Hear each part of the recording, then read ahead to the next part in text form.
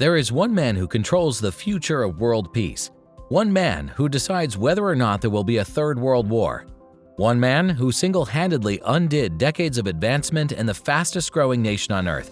And that man is Xi Jinping. Xi Jinping has just been elected to lead China for a third term, making him the country's top leader for another 5 years.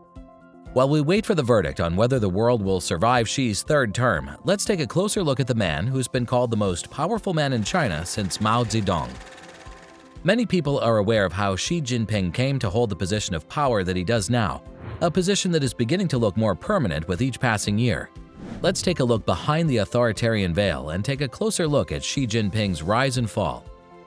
Nearly everyone on Earth is aware of the name Xi Jinping. As the son of a revolutionary veteran, Xi Jinping, one of the Communist Party's founding fathers and a former vice premier, Xi Jinping was born in Beijing in 1953 and was automatically considered one of the princelings, a term used to refer to the children of elite senior officials. However, things took a dramatic turn for young Xi when China was under the Mao regime. He was sent from Beijing to the countryside for re-education and hard labor in the isolated village of Liang for 7 years. By the time the Cultural Revolution started in 1966, China had seen harsh persecution of the masses under the pretext that they were enemies of Chinese culture. China during that time was not a fun place to be, especially when your father was in prison as an enemy of the state. In a 1992 interview, Xi stated that after realizing the Communist Party's ability to bring about all these changes, he became even more committed to communist values. He publicly repudiated his father and immersed himself in party structures to the best of his ability. After 7 years of working as a farm laborer, fate smiled at Xi as he was elected as the local party branch secretary in his last 2 years. Xi was sent to work at the local level as a party secretary in a poor county in 1982. Eventually, he became the vice mayor of Xiamen, where he is credited with pushing the city's economic reform and open-door policies. But his rise in the party's structures was not without its challenges. After several years of working within party organizations, Xi was eventually appointed in charge of the 2008 Summer Olympics in Beijing. As a result of his achievements in the game, he served as a potent symbol of China's rise as a growing power. Xi was elevated to the party's top decision-making body, the Politburo Standing Committee. This culminated in 2012 when the former princeling turned peasant took his final turn to become China's president. The first thing to realize about Xi is that he's a man of unwavering Chinese determination, focus, and devotion. More than that, he feels that if China is left unattended, it will turn into a land of the ruckus. Therefore, he is the guy to maintain order and consensus in the country.